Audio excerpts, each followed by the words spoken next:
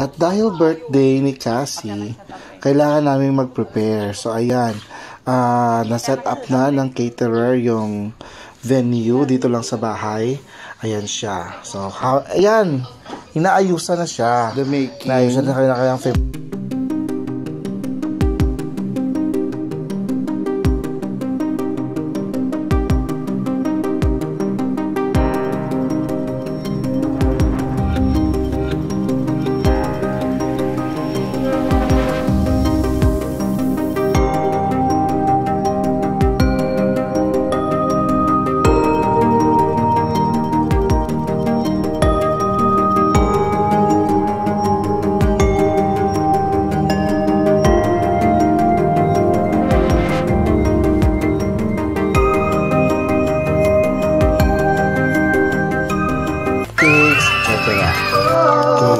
So, dito naman na park.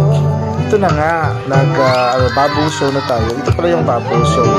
So, enjoy na enjoy ang mga bata dyan. So, ayan. As you can see, kaya naguluntagan sila. Gusto nila mag-try yung bubble show. Siyempre yung birthday girl, so yung pinaka mahaba yung exposure sa bubble show.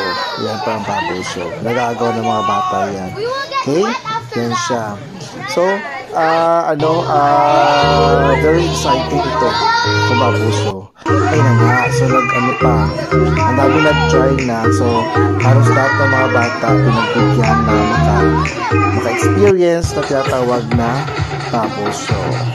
1, 2, 3! At dito na nga tayo sa ending part. So, lahat ng mga bisita ni Cassie nagpa-picture na sa kanya. Yan siya.